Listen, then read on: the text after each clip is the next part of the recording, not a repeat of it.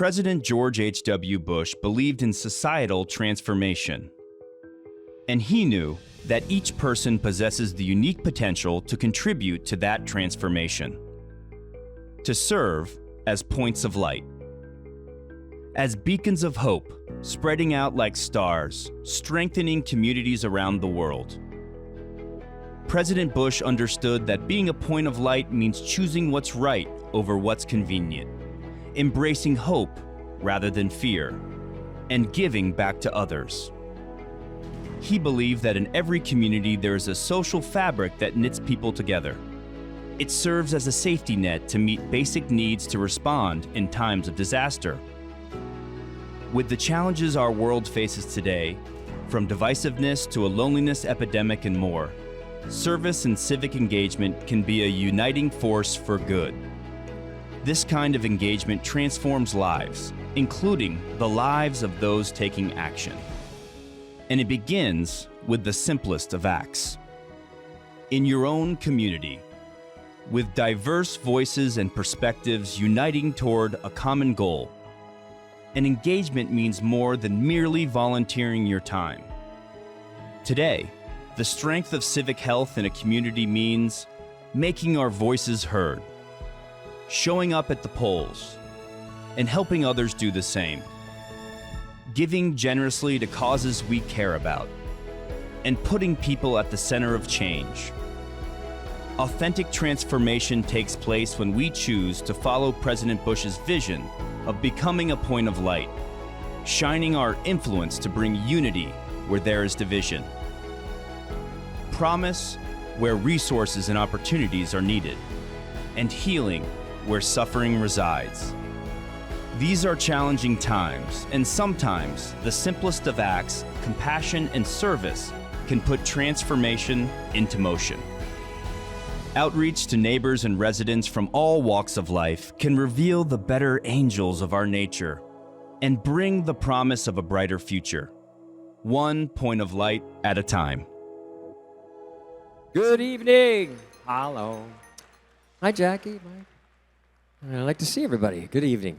Welcome to the 5th annual George H.W. Bush Points of Light Awards. It's great to be back here in Washington, D.C., this center of smooth sailing, laid-back, high-functioning American politics. Serious, though, I do want to say it's been another very tough week of violence in our world. And I know I join everyone here in offering our love and our prayers to the families who have lost so much. But here's the thing. Whenever we, as humans, experience the worst in times, we also see the best in others. Now, right now in Maine, there are countless points of light offering medical, mental health, and a community support during this tragedy. And right now in this room are people that are just dedicated to doing what is right, what is just, and what is needed in these tough times. You are the kind of heroes that we need, so thank you. Oh, there he is. Also, so let's focus on the good and all the beauty that we're here to celebrate tonight. It's just a warning, though. Tonight will be a lot like the Bush-Dukakis debates, where you're going to get very bored of listening to a Greek talk a lot. So I'm excited to announce that tonight, along with our incredible honorees, we have some great musical acts. We have Fernando Varela, one of the top operatic tenors, and he's going to be performing and singing tonight, which will be beautiful. And, of course, we have America's band, the Beach Boys. Let me pull out. I want to show you this set list. It's going to be incredible. They're doing a lot of all the big songs tonight. They're doing Let's Kiss Me Baby, Fun, Fun, Fun, I Get Around. Oh, sorry, that's Lauren Boebert's Tinder profile. One joke about it. Come on. And we've got some sensational songwriters who have worked with the Keith Urban, Tim McGraw, but we'll get a taste of their tremendous talent straight from the capital of country music, Nashville's own Low Cash. These guys are great. And, of course, my hair nemesis, Richard Marx. Where is he? Richard, are you here? I think it's time we start our super PAC, Richard. You think? We'll call it Hope, Accountability, Integrity, and Responsibility Coalition. H-A-I-R. The Hair Coalition. It will be a nonpartisan pack of perfectly palm-paid pundits, pussyfooting politicians, and petticoating pinko patriots with polished pigtails, ponytails, pixie cuts, perms, and parts. That's what we're going to be. Anyway, listen, no matter what side of the fence you're on tonight, we're all in perfect harmony because we come together and find our rhythm as humans. Everyone has points of light in their life and that ignite imagination, illuminate spirits, and help us all shine. This year, I did something foolish. I sat down to write a memoir, if you would have told me. Is anyone, some people have written books in here. It was a lot. And I was going through my ups and downs in my life, and I guess I was waiting on that light bulb of inspiration. So I started to reflect on everything. What shone brightest were the points of light in my life. Guys like Bob Saget and Don Rickles were there to light up laughter. The Beach Boys were there with their lyrics and their music to light up. And my family, my wife, my Caitlin, my son Billy, they are lights of love. And my mother, as you guys know, my mother remains a light of hope. She's no longer here, but she left behind these little notes, and I sort of used them as a roadmap for the book. And she left them everywhere, under pillows and drawers and everywhere you could imagine. And they were words of care and compassion to help me keep believing in myself and others and the possibility of the future. And I brought one note tonight, which is, you've seen those notes too, Jackie, right? This is a beautiful one. It says, "Whatever you do, don't release your book the same day as Britney Spears." Britney Spears. In a sometimes dark world, we seek the laughter, lyrics, and love that brighten the road ahead and point by point light up our lives. Each one of you are here because you care, because you want to help people in the shadows of difficult circumstances find the light within them. You're also here because your wallets are way too fat with cash.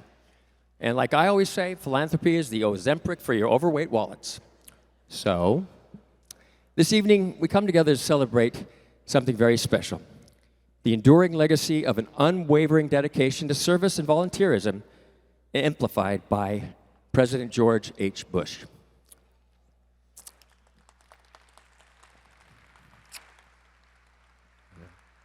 President Bush's valor in the naval service during World War II is a testament to his character. Now picture him piloting combat missions where the only points of life illuminating the night sky come from explosive bursts of bombs. George Bush watched his fellow soldiers get captured, tortured, and died. And he asked himself one simple question: why was I spared, and what does God have in store for me? In response to this soul-searching inquiry, he discovered his calling. He dedicated his life, which had been spared amid the turbulence of those skies, to an illustrious career as a developed and devoted public servant. And that's when he founded Points of Light.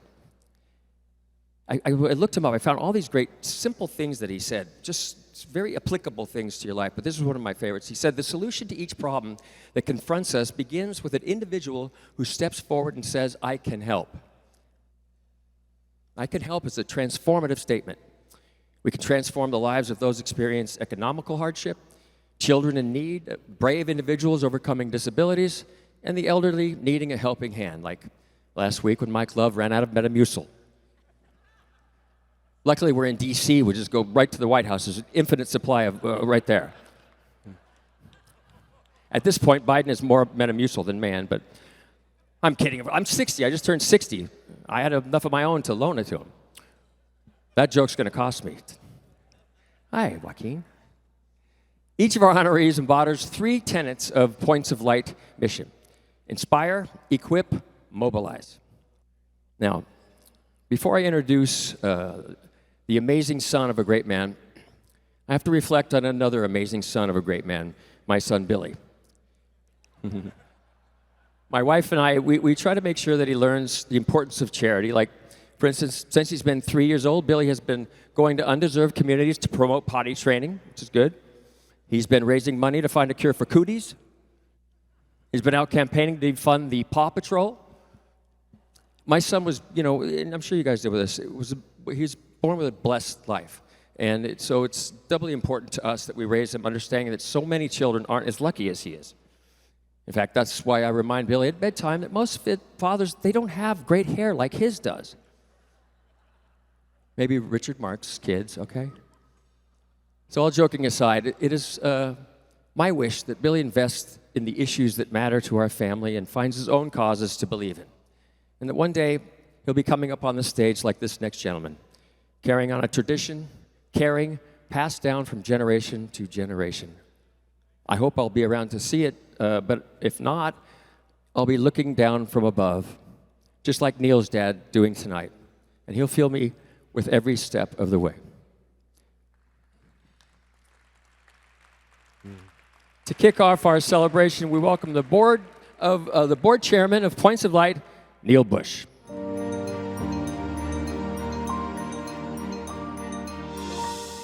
Thank you, John. As he noted, he just wrote a book. He's been all over TV. Go buy his book. That's part of the deal for getting you here, selling your book. Anyway, thank you for coming. Thank you for your humor. And I want to welcome everyone to this very special occasion of celebrating amazing Points of Light. It's a huge honor for me to be the chairman of Points of Light, and tonight my heart is filled with gratitude. I'm grateful for the commitment of our fabulous board. There are a number of board members here. Why don't you all stand? I'm not going to name you all, but thank you for your service to our great cause. I'm grateful to our amazing co-chairs tonight for this evening. Marie and Andy Unanue have done such a fabulous job.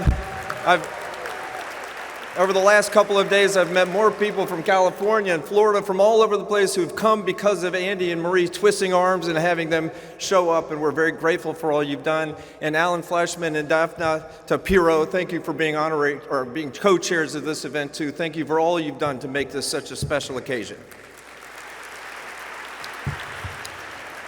I want to thank all the sponsors who have made this occasion so successful and for your generosity in supporting the event. A special thanks to our signature sponsor, Robert F. Smith, over here at this table. As a side note, when I was a young landman at Amico Production Company in Denver, Colorado, I gave young Robert Smith his first internship. That experience launched an amazing career and has given him the means to be so incredibly generous tonight with his capital and to be so generous with so many causes that he has embraced. And now I'm hesitating because I'm afraid my mother is going to reappear and channel herself and send a lightning bolt down for taking credit for his success, which of course I would never do. Thanks to our platinum sponsors, Greenberg Trog, Johnny and Jeannie Morris, and our friends at the Bass Pro Shops, Kirkland and Ellis, and our co-chairs, Marie and Andy, for your generosity. I'm grateful to each of you for attending and supporting us, and I want to single out a couple of people. His Excellency, Ambassador Yusuf Al-Otaiba, my friend from the UAE, who's over here at this table, and Congressman Darrell Issa, who is representing California and is representing being here today. I'm grateful for your being here because it shows that in a troubled world, in a troubled nation, that service unites and service brings us together, and thank you both for your being here with us. I'm grateful to each of the honorees who have letting us shine a bright light on their stories, to be a great example, to inspire others to follow in their footsteps. And finally, I'm grateful for an old family friend, Larry Bathgate. Where is Larry? Over here. There's Larry. Larry Bathgate has been an incredible supporter of my father's legacy and of Points of Light for many years. Larry's a big-time lawyer with a huge Rolodex, and he's been calling in chits and using his leverage to support so many great philanthropic causes and candidates. And so for this exemplary life of service, last night we gave Larry the first ever George H.W. Bush Lifetime of Service Award. Thank you, Larry. Let's give it up for Larry Bathgate.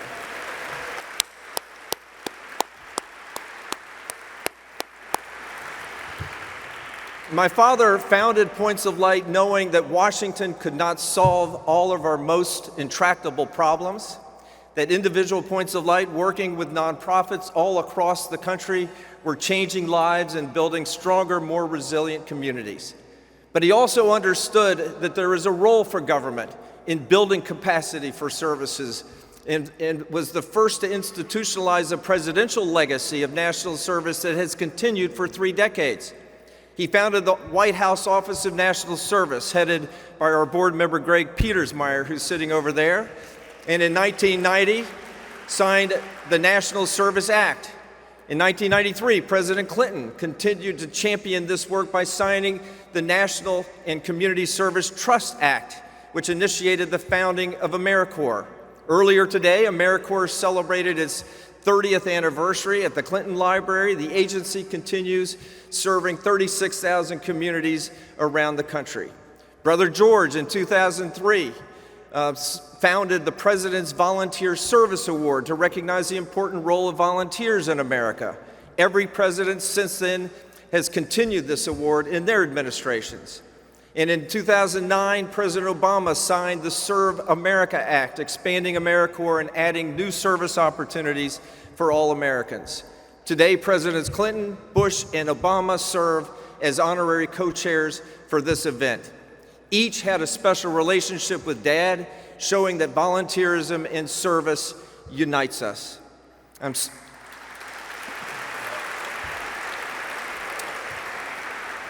so honored that Points of Light continues to be at the epicenter of a movement that has been championed by these former presidents. And now it's my great pleasure to introduce our next speaker. Points of Light recently concluded a CEO national search, and we found an extraordinary mission-driven leader. Please welcome to the stage our new president and CEO, Jennifer Sarangelo.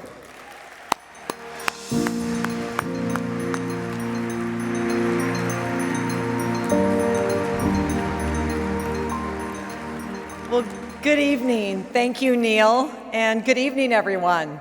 I'm excited that this event is my first as the leader of Points of Light.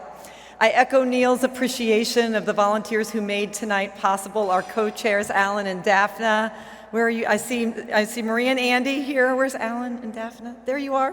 Thank you so much. As well as our amazing steering committee. You all poured your heart and soul into this event, and we are so grateful. But let me begin by acknowledging that one of President Bush's lasting legacies is his family. It's a joy to have so many of them here, Neil and Maria, Doro and Bobby, and 5 of his grandchildren. So thank you all for being here. You live the values President Bush modeled, and you're leaders and champions of important causes in your communities. So I know he would be proud of you, and we're really proud you're here with us tonight. I also want to thank our incredible MC, John Stamos. Oh my goodness, when here right at the launch of his book, and I had no idea you were a comedian, so thank you. We're excited to have you here tonight. Now I'm scared what jokes are coming next, but you are, in addition to being fun and handsome and a great actor, you use your voice, time, and talent to make the world a better place, and so we're glad you're here. And to our outstanding honorees, thank you for all you do to transform the lives of countless others.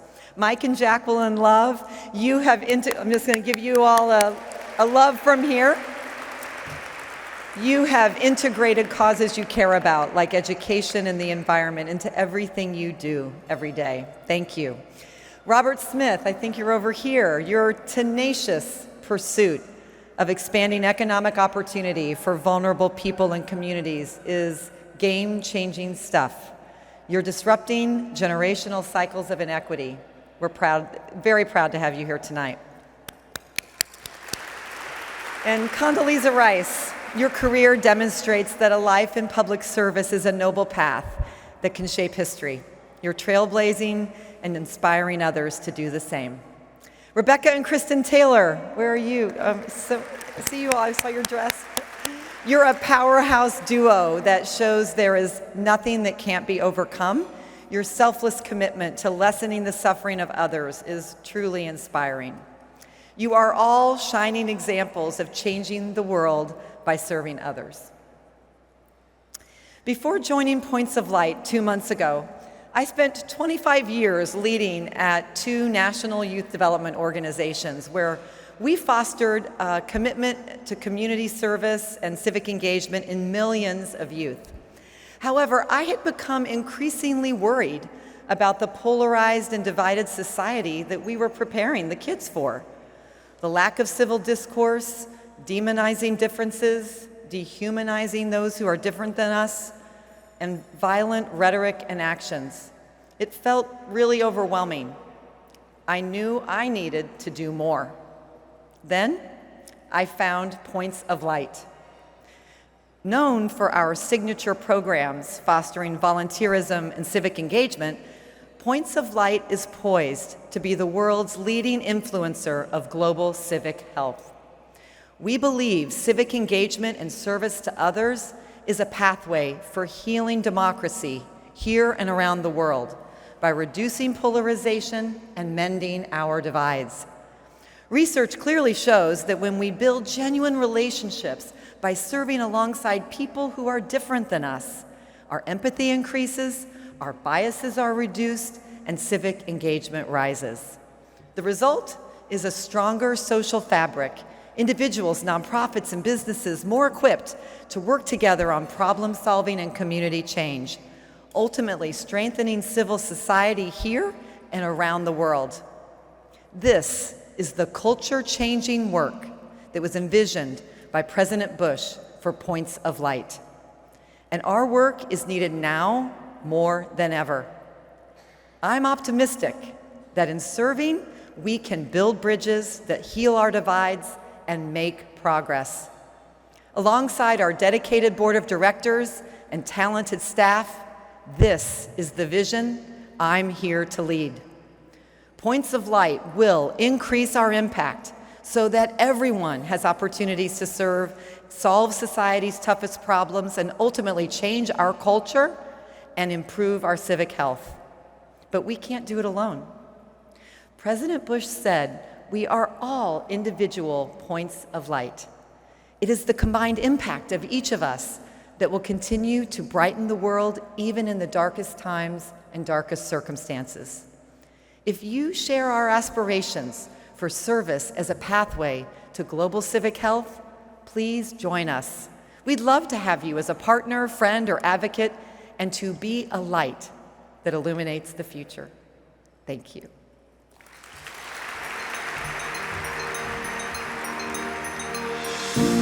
Thank you, Jennifer.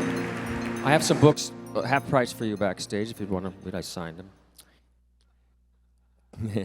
Clearly, this mission is in very good hands with you, Jennifer. I'm excited to share with you that you'll see the President's family. I think you mentioned Neil, Doro, Sam, Ellie, Robert, Lauren, and Pierce. They're going to join their spouses and they come on stage and help present each award tonight, so that's nice. They're grandchildren, are they here? Okay, I don't know. Oh, okay. A little old for a grandchild. Now it's time to celebrate this year's heroes. I am very moved by this quote from our first honoree. She says, "The essence of America, which really unites us, is not ethnicity or nationality or religion. It is an idea." And what is an idea? That you can come from humble circumstances and do great things. That it doesn't matter where you came from, but where you are going. Let's learn a little more about this transformative work that has defined Condoleezza Rice's life and career. President George H.W. Bush once said that the solution to each problem begins with an individual who steps forward and says, "I can help." Dr. Condoleezza Rice is one of those individuals who steps forward first. Dr. Rice has most famously stepped up to serve her country as Secretary of State from 2005 to 2009. She was the second woman and first black woman to hold this esteemed post. She has also worked side by side with President George H.W. Bush as a member of his national security staff and a special assistant to the President for National Security. Dr. Rice has also shared her light with young people, co-founding the Center for a New Generation, an academic enrichment program which has expanded its reach through a partnership with the Boys and Girls Club of America. The next generation also benefits from her guidance and wisdom as a professor of political science and of global business at Stanford University. As a member of the Stafford faculty since 1981, Dr. Rice has spent decades encouraging young people to engage on local levels to create positive change in their own communities. Dr. Rice also believes the key ingredients for transformation to be possible are that people recognize they want it and each and every person is willing to play a role. Even with a lifetime of service behind her, Dr. Condoleezza Rice continues to look forward, seeking ways to play a role and serve as a point of light. Please welcome the George H.W. Bush Points of Light Award honoree, Condoleezza Rice.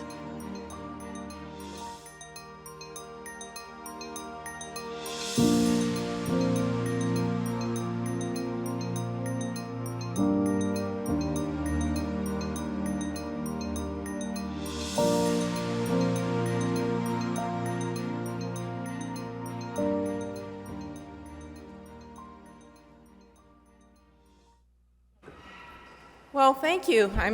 I'm left breathless and speechless. I am so honored to be here tonight and to receive this award as a point of light.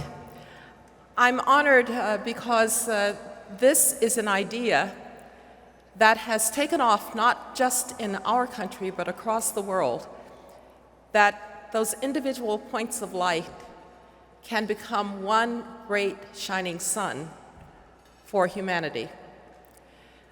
I had the great honor and privilege of working for President George H.W. Bush.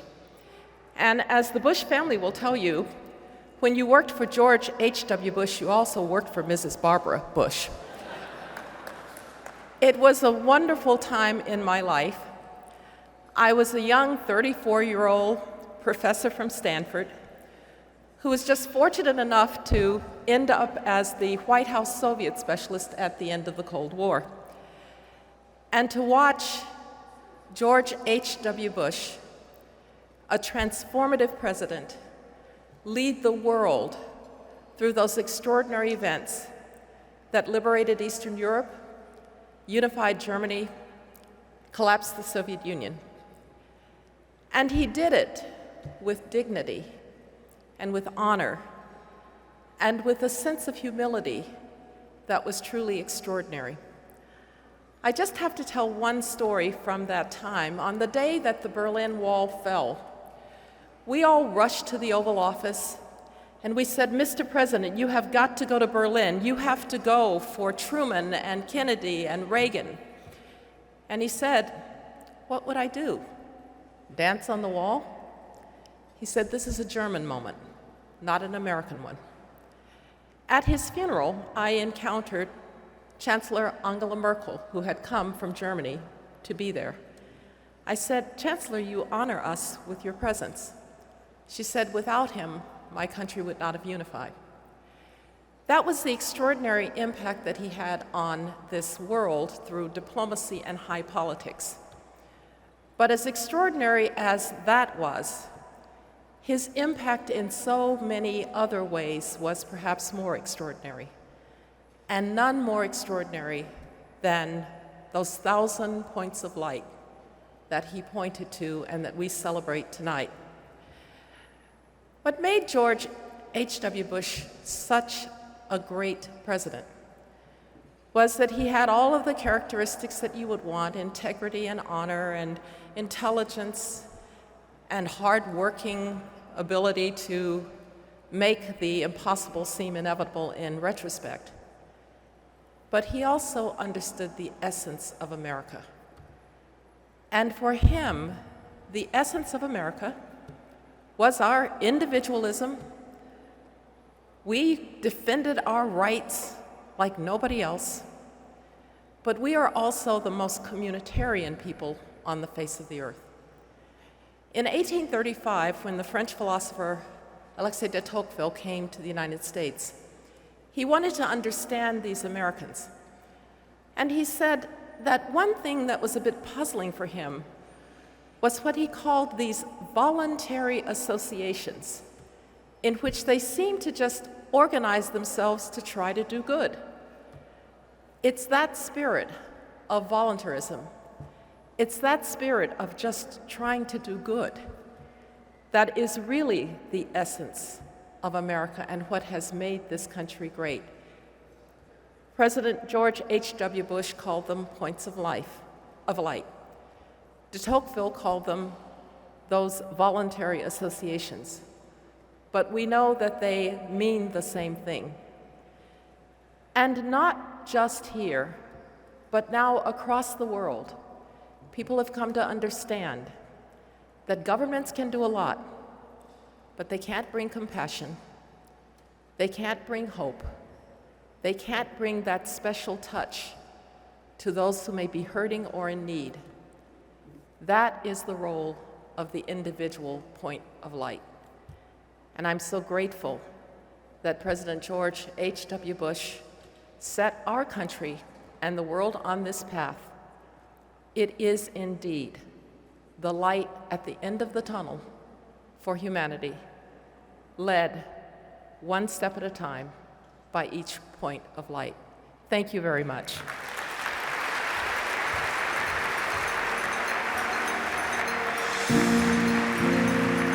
Good. Yes. Condoleezza, you're getting a standing ovation.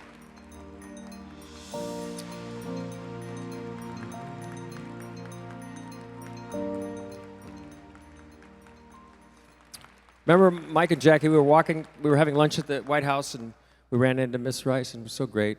I can't remember, we talked about music, I think, and I said, I want to be president one day, and she said, no. All right.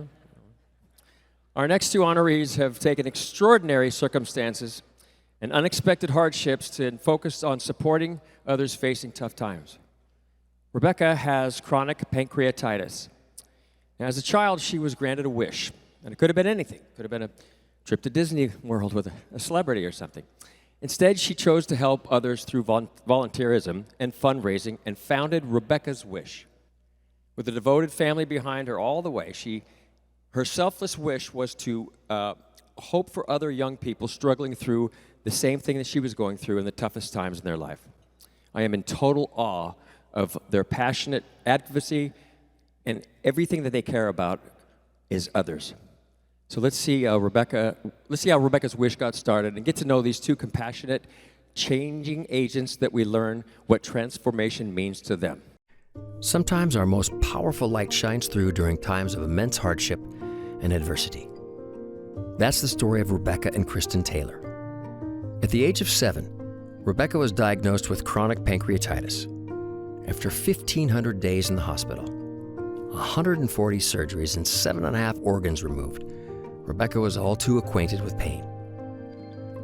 But with the help of her mom, Kristen, Rebecca found meaning in her suffering. Granted a wish from the Make-A-Wish Foundation, Rebecca asked for support to help others have less hardship than she did when facing pancreatitis, thus creating her own charity, Rebecca's Wish. Created to help children with pancreatitis, Rebecca's Wish offers treatment options that help fill precipitous gaps in care. Children who once had nowhere to go now have a home. And by partnering with the National Pancreas Foundation, Rebecca's Wish is able to reach even more pancreatitis patients, creating Camp Hope, where young patients from across the country come to take part in camp activities that allow them to bond and build friendships in a safe setting. Meanwhile, Rebecca continues her own journey as a Brown Scholar at Texas A&M University, with her sights set on a career as a research scientist with a commitment to find a cure for pancreatitis. Thanks to Rebecca and Kristen, afflicted young people now have a resource to help them cope, heal, and never feel alone during their health journey. 2 more points of light, determined to shine hope on those who need it most.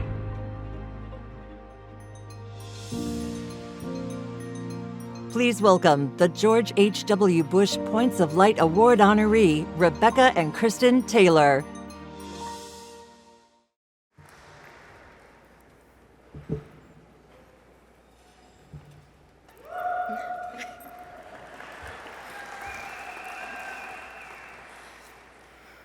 About a year ago, I didn't think I'd be alive, much less standing up in front of you all here today. The last few years, I've tried to attend college in between frequent and lengthy hospitalizations, but I've loved every single second I've been given. To be able to attend school is something that has been taken away from me for the vast majority of my life.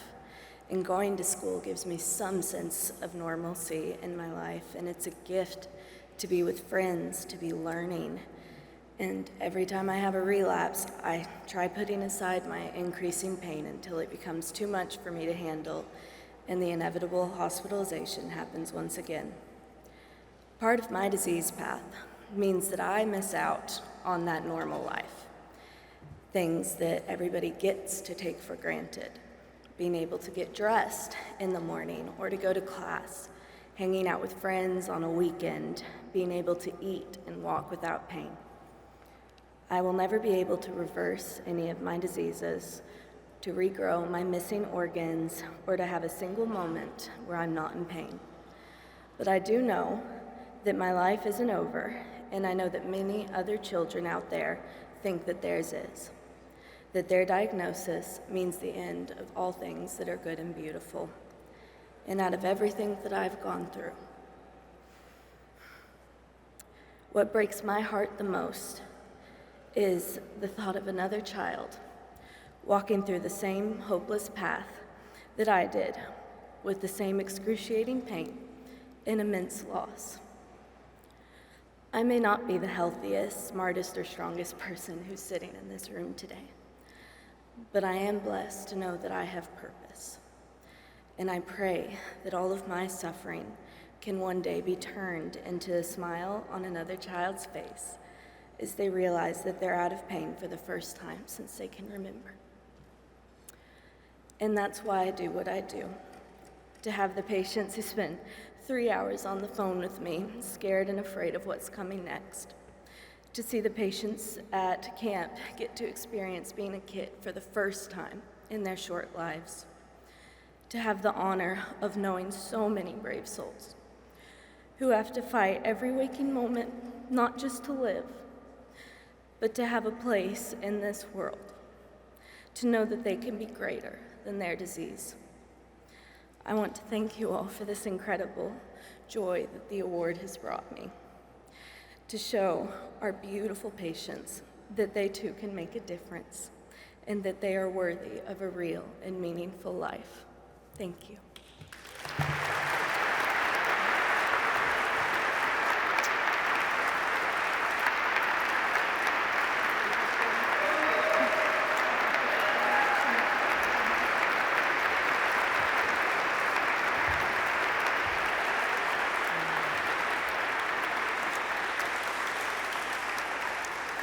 This is a little unfair to go after that. I mean, really? Condoleezza Rice, that's as easy. Shouldn't have a problem at all talking. And I just want to say that had we known that John Stamos was up for a Make-A-Wish with Rebecca in Disneyland, things might look a little different today because, I mean, that would be a good option. I want to thank everybody.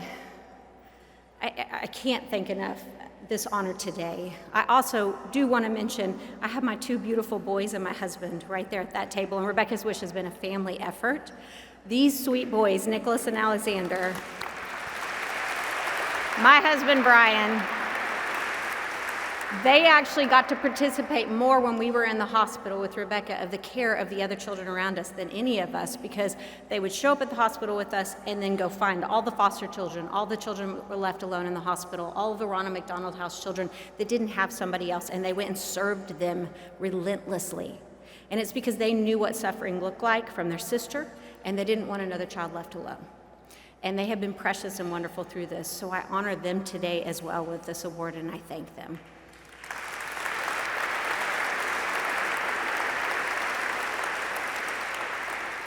One of my favorite pastimes is reading about war history. Makes sense. I'm in the middle of like a war zone in the hospital, right? You would think maybe I would come up with a lighter reading pastime. My grandmother loved Harlequin novels. I never really got into that. But I probably should have, because it's a little less intense than war history. But I love war history. And you ask me, why? Why are you in the middle of like bleeding out, hemorrhaging people, ICU, code blues all the time, and yet I can't get enough of a history during wartime? And part of it is because I wonder I sit there and read and I wonder, what causes people to be so polarized? What causes people in the same circumstance to do immense evil or immense heroism? Because they're usually one of the two, right? It's not a lot of middle of the road in war. Same circumstance, but they choose a different path. And one of my heroes that lived through wartime was Viktor Frankl. He wrote a wonderful book called A Search for Meaning. I think it's very poignant today, especially. And one of the quotes that he said has always stayed with me. Life is not troubled by circumstance. It is troubled by a lack of meaning and lack of meaning and purpose. It's really bad when you get the quote wrong, right? I don't have a teleprompter in case you're wondering. Life is not about an unbearable circumstance, but really a lack of meaning and purpose. And I started thinking about that and thought, well, our world has been really unbearable from 1,500 plus days living in a hospital, watching our child endure over 160 surgeries that were all so intense. That could be considered unbearable. But we couldn't change Rebecca's situation. We couldn't do anything about it. We couldn't heal her pancreas magically. It's in a trash in Minnesota after a transplant. All we could do was learn and grow from her disease path. And that would be left to nothing had we not taken that knowledge and been able to transplant that knowledge literally into these children that suffered the same disease. And I actually realized that our meaning and purpose through Rebecca's disease became Rebecca's wish. It became the children we were actually helping. They became our meaning and purpose. They were the light that we were going toward, and their focus and their healing became our point of light. And so our unbearable circumstance became bearable by our meaning and purpose when we poured in to the least of these. Our greatest suffering became our greatest strength because we knew a disease path. And what better person to go comfort a mother whose child is suffering than a mother who knew that suffering? What better person to comfort a child who was missing half a year of school from a nose tube and didn't want to walk in the doors of a high school than a child who had done just the same thing? And so these children carried us through our journey and continue to carry us.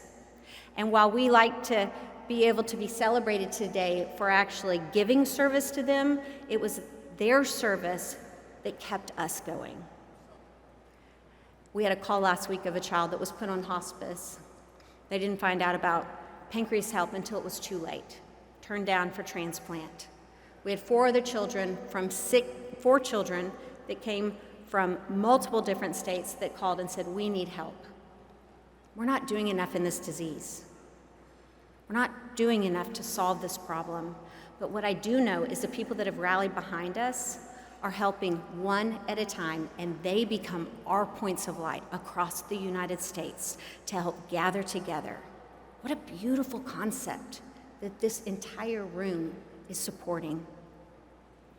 So I thank you on behalf of Rebecca's Wish, on behalf of the Taylor family, and on behalf of all pancreas children across America. I thank you for presenting us the Points of Light Award and reminding us in honor of George H.W. Bush that we can all help give toward the greater cause. Thank you.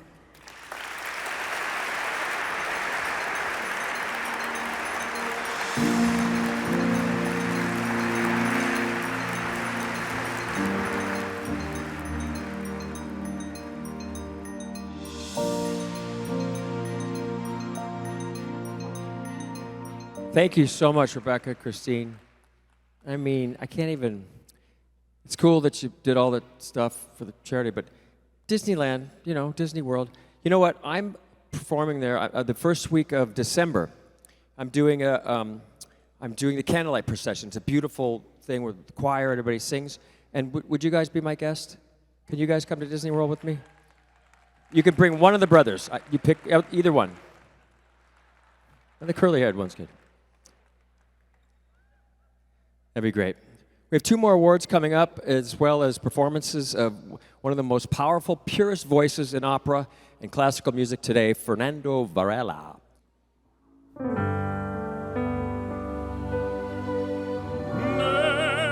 Nessun dorma,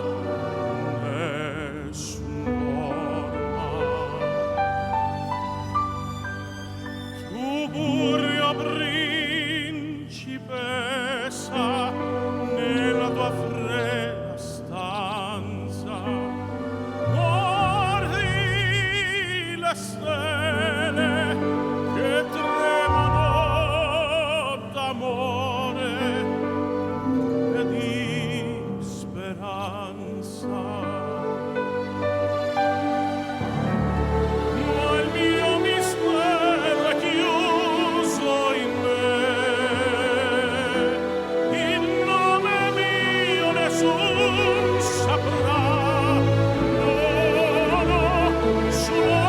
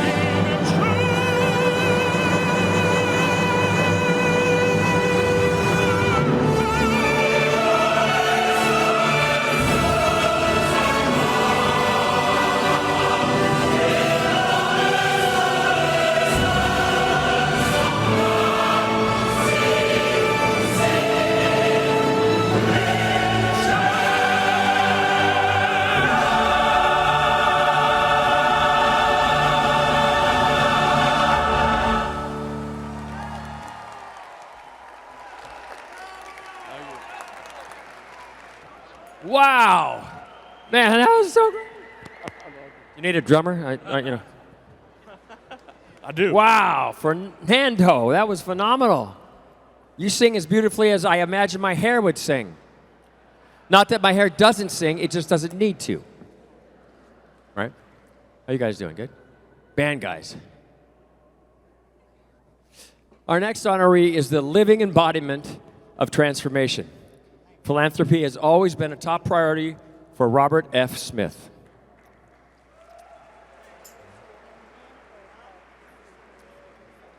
Robert was inspired by his mother, who made a small donation each month to causes that she cared about, no matter what the family's circumstances were. And this really touches my heart because early in my career, when I was just sort of taking off, it was my mother's example of caring for others that really got me into the charitable work that I've been doing from day one. I don't want to get all choked up here, but it seems there's something so special about moms that make sure you stay firmly planted on the ground by giving back. When I was first started at General Hospital, I started getting all these bags of fan mail. I'd walk by and there's these big bags, 10,000 letters a week. I thought they were from Rick Springfield, and they were for me. But my mom was so cute because she answered all the fan mail, and she would stay up late at night and she would go through all the letters, and she would set aside those from children that were in hospitals, kids recovering from abuse, and also those overcoming disabilities. And then she made sure that I signed each and every one of those, that I personalized those little notes. That's how light works. My mom shined her light on me and lit up my spirit to shine onto others. Some folks out there have difficulty in this journey, living in the shadows and seeking just a flicker of something to believe in. But it sure is a beautiful thing when a glow of hope is passed down from generation to generation. That certainly is the case with Robert Smith. This is a man who literally puts his money and his heart where his mouth is. Let's hear from Robert Smith about what transformation means to him. There is nothing more beautiful than to liberate a human spirit and enable them to be their best selves and chase their dreams. Those are the words of Robert F. Smith, an entrepreneur and philanthropist who truly believes that society can experience transformation. His commitment to creating systemic solutions for communities has been proven time and time again. As the first Black American to sign the Giving Pledge, agreeing to give away the majority of his wealth to philanthropic causes, through his landmark $20 million donation to the National Museum of African American History and Culture, and his surprise gift to the 2019 graduating class at Morehouse College, where he paid off their collective student debt and the debt held by their guardians. An engineer at heart, Robert leverages this mindset to seek system-wide solutions to issues that affect communities afflicted by racial disparities, economic hardships, and educational challenges. His tireless advocacy for Black communities is backed up by his impressive example. As the founding director and president of the Fund 2 Foundation, Robert and Fund 2 Foundation have worked to preserve the African American experience, while their program Intern XL matches highly qualified students with paid internships at over 300 corporate partners. Robert believes in going all in on our investments in the next generation of Americans because he sees their limitless potential. He says, "We have seen the next generation rise to action several times over the past few years, and it is up to us to make sure they have the resources and support they need to make the systemic change necessary for us to end racial disparities in this country." Robert F. Smith has dedicated his life to being a powerful point of light so that our next generation may shine brighter than any before.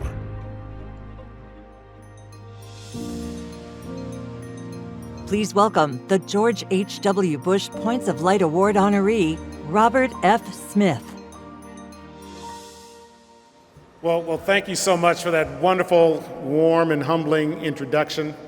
It is truly an honor to be named the George H.W. Bush Points of Light Award winner, along with my co-winners. I'd like to congratulate the Loves. Where are you? I think you're right here. The Taylors, of course. Beautiful speech, mother and daughter.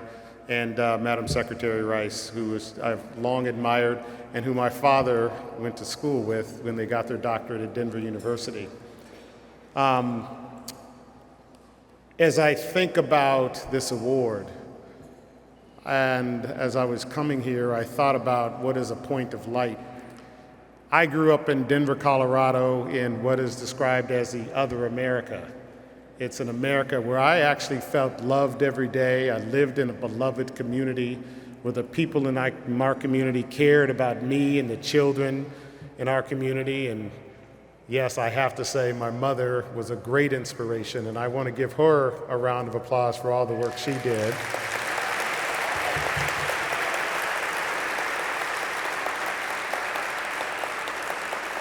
She, of course, had a lot more work to do on my older brother than me. But when I think about the points of light, she being one, there were thousands of points of light in that beloved community. There was, I'm going to give you names you've never heard. Janice Buckner, who taught the children how to play music. Homer Denny, who taught us about rocketry. We had people in our community who taught us to understand the importance of hard work and values. My Aunt Mabel, education.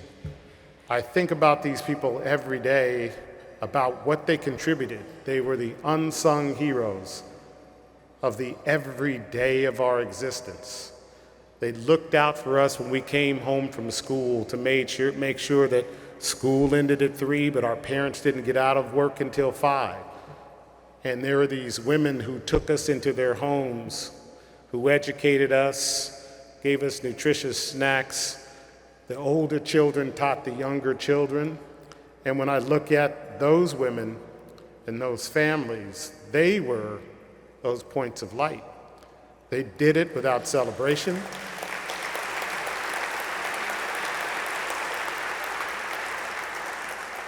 They did it without any reward outside of knowing that they were contributing to the essence of America.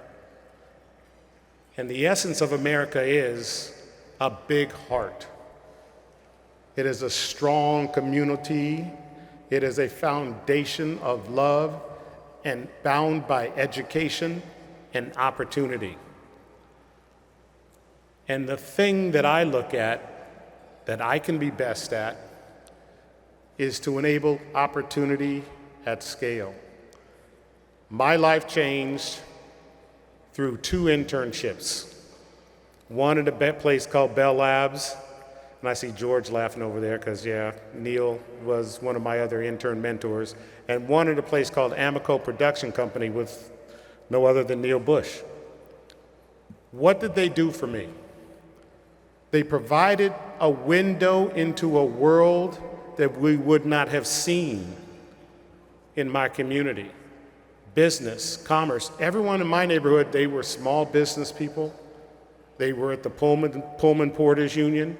They were educators, they were teachers, small contractors. They didn't work at large corporations or when we're not able to enable a number of the kids in that organization, in that community, to see what American commerce and trade really looked like. And so that's why internships are so important. We built the Intern XL platform. We have over 23,000 STEM students from HBCUs and MSI organizations with over 400 corporate partners.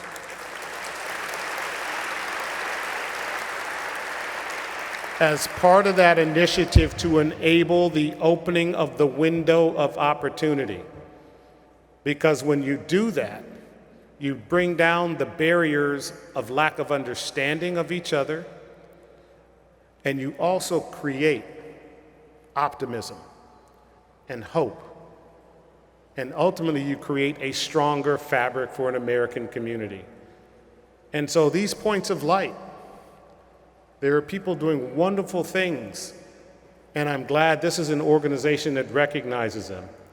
But I will tell you, I'm going to accept this award on behalf of those men and women from my community whose names you will never know, who made a huge difference in the hundreds of kids that came out of my America to become part of this other America.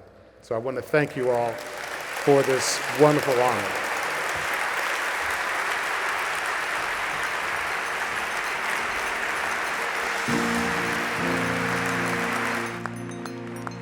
Robert, is your mom here? Robert, is your mother, is she over there? I want to say hi to her. Where is she? Where is she? Oh, you must be so proud. Hi. Do you want to come down and say something? I wish my mom was alive. You guys would come over here and drink wine. Very nice to meet you.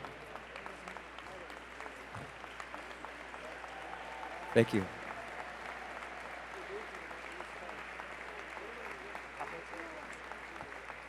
God bless you. Thank you. She said she was a huge fan. She did? She thinks I'm Rob Lowe. What a beautiful thing. Very sweet. Okay. Now comes the fun part. I mean, it's all fun and beautiful, but now I get to introduce my friends, my family. This is a big thrill for me. Everyone loves the Beach Boys. Well, almost everyone. A few years back, you remember this, the guy, do you guys remember this guy, James Watt? He was the Secretary of the Interior. Right. Well, he felt the Beach Boys were, they brought the wrong element to town, and they kicked them out. They used to play the 4th of July every year at the mall. Big concerts, beautiful show, and they got rid of the Beach Boys, and James Watt brought on Wayne Newton. Didn't go over big, It was during the time when Reagan was around, and Mrs. Reagan, Nancy Reagan, she loved the Beach Boys. She was more of a surfer girl than a Dunkashane gal. So out with Wayne, the Beach Boys came back, and it was pretty special. Not only did President Reagan bring them back, but he gave James Watt a trophy. It was like a big foot with a hole in it, indicating that he shot himself in the foot, and he had to get the Beach Boys back, and the America's Band was back on the Mall in D.C. on July 4th, 1985. You remember that, Mike? And a young boy of 19, it was my very first big concert with the Beach Boys, and it was quite a thrill. It was, you remember the banner was sea to shinning sea. They spelled it wrong. It was supposed to be shining. Do you remember the American? Honestly. But it was obviously, it was a dream that came true, and it's been going on for 40 years now. And I remember walking on that stage, and I stopped, and I looked at 1 million people. A sea of faces, outstretched arms, resembling undulating waves that crash against it. The fans in the back were disappearing into the surroundings like mist on the ocean, while their collective screams melded into a single roar, like the sound you hear when you hold a shell up to your ear. Mike Love calls it a blur of jubilant humility and humanity. See how I did that? The show helped benefit Mike Love's Foundation, an organization with the goal to end world hunger. A small goal, according to Mike. And instead of 1,000 points of light, there were 1 million. And so much good was done that night. Per James Watt and the National Park Service, they got rid of him again. They thought that they wanted a more patriotic act. I said, look, the only way the Beach Boys could be more patriotic is if they sing the Star-Spangled Banner dressed as the Founding Fathers while shooting apple pie out of T-shirt guns. But that was, you guys were done at that point.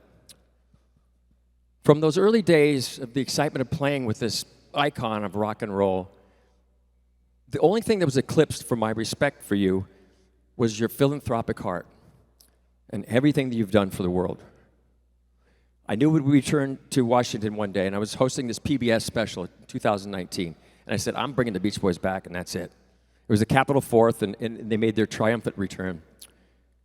And during that time, especially, America was pretty divided. But I gave a speech on the Mall about what unites us. And I said, I see a mosaic of different histories here, all part of the fabric that makes us an American family. Let's love each other as citizens. And then boom, fireworks exploded into 1,000 points of light above me, and the Beach Boys worked their magic. That's America. That's who we are. We are at our best in unity, celebrating the simple, wholesome good stuff that binds us as one. For all the joy that Mike Love has spread with the music of the Beach Boys over the years, he and his wife, Jacqueline, have also used their voice to support vast, meaningful, charitable work. Now, I would never say Jackie is the woman behind the great man. In fact, I think, Mike, you would agree with me that she's always about 5 steps in front of him. She's setting up opportunities for him to expand his mission, impact more people, and follow through with his vision. In 1990, Mike was the first artist to respond to President Bush's call as service as part of the 1,000 Points of Light initiative. Since that time, they have, as individuals, as a couple, and as part of the Beach Boys, devoted their talents, energy, and resources to supporting numerous causes. Jacqueline has been instrumental in bringing philanthropy to the forefront of the Beach Boys' work for the last 25 years, organizing concerts and benefits and various charities. Mike has these wonderful utopian ideas that span the spectrum from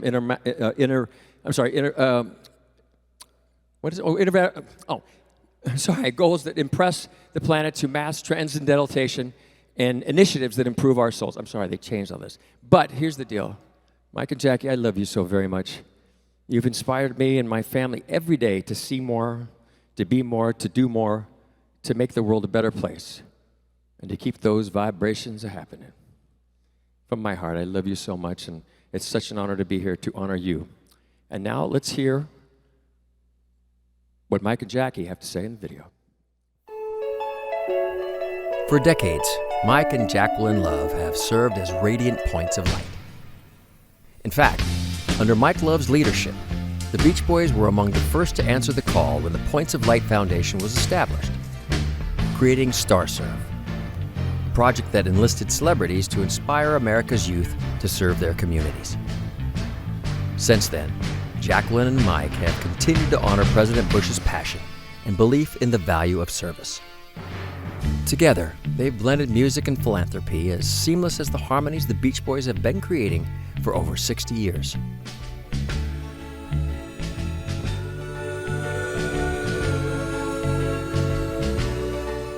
As partners and through the efforts of the Beach Boys, they've worked to keep our oceans and rivers clean and to provide underserved global communities with greater access to clean water. In a world facing a myriad of challenges, the Loves remain hopeful as they witness the unifying power of music and the generous spirits of others who have answered the call to serve. Together, Mike and Jacqueline Love offer the world good vibrations and two shining points of light. Please welcome the George H.W. Bush Points of Light Award honoree, Mike and Jacqueline Love.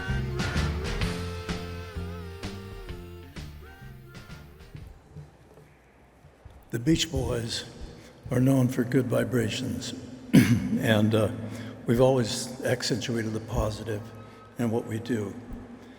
But I want to tell you a couple things about our relationship with George Herbert Walker Bush. He actually was the only aspirant to the presidency that we ever did a fundraiser for. It was at the Sunrise Theater in Florida.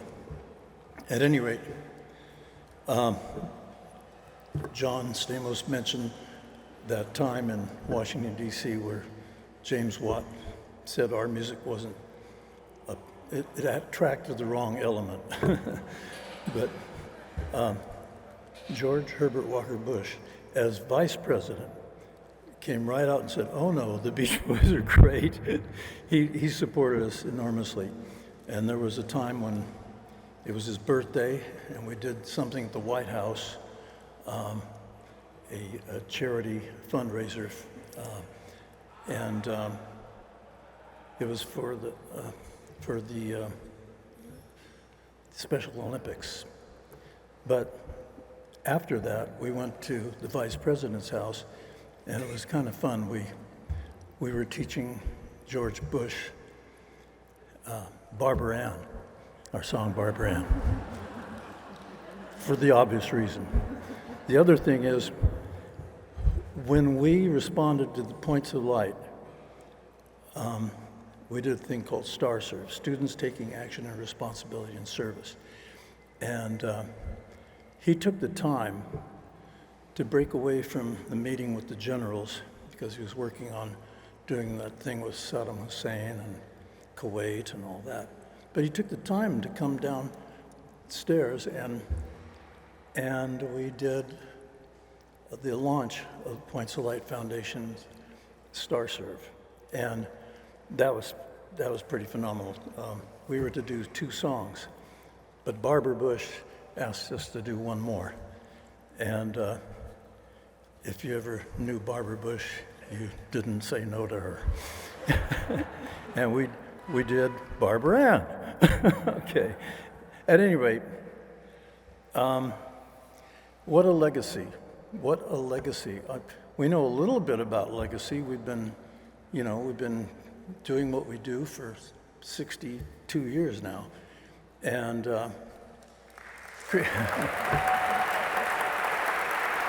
appreciate it, thank you. But there's something about, if you can think of another president that left a legacy as magnificent and fantastic and fundamentally decent as what George Herbert Walker Bush did, with all the people that responded to it, and a lot of those people are here tonight. And I don't know, we're just honored. I'm honored to be able to endorse, help, promote the Points of Light Foundation, and all it does with so many millions of people around the world. And I think it's a good start. And we all here tonight have to try and make it a better, even better organization, more powerful, more personal, and anyway, so thank you for this honor. I just wanted to say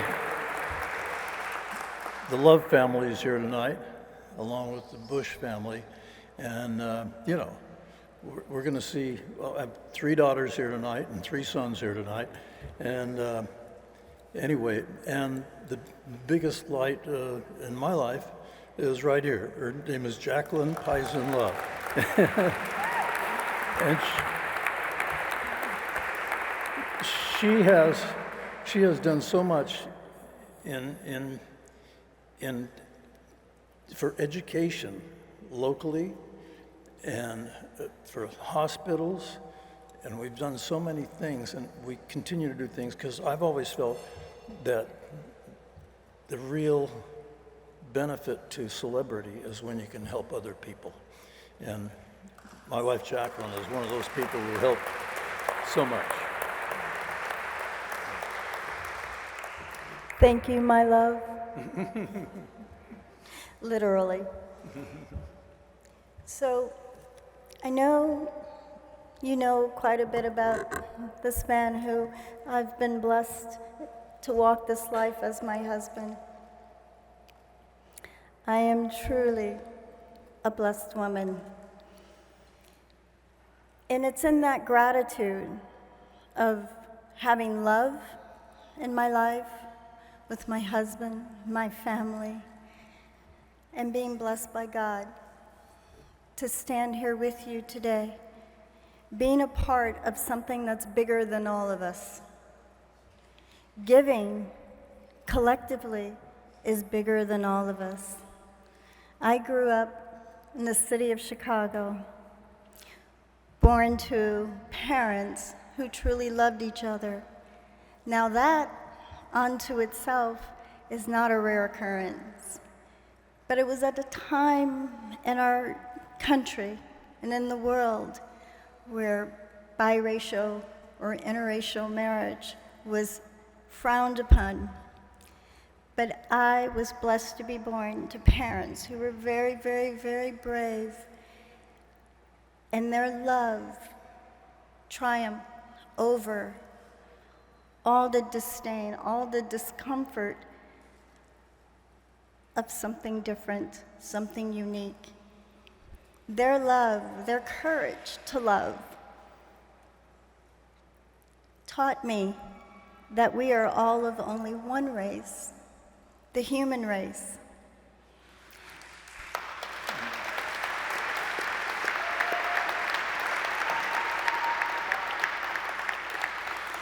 We may come in different shades of colors. We may come in different shapes and sizes. But the one thing I know, being born into a colorblind family, is that we all love. We want to be loved, and we want to love. And it's through reaching to the heavens, standing in gratitude, and sharing that love for our human race with one another, we then stand in a big ball of light. And that big ball of light is what unites us all, and it's brought us all here tonight together. Tonight we stand together under that big umbrella of light, under that big umbrella of love. And it's my heart's desire that we take this moment, we take this collective love that we share tonight, and we take it with us tomorrow, and we impact others. Even it's a smile or a hand to help someone carrying an extra heavy bag. It all matters. It's time, talent, treasure, with a desire to love that will bring us together. And with that, we can conquer any negativity and any and all adversity. Thank you so much for this incredible honor. I will treasure it forever.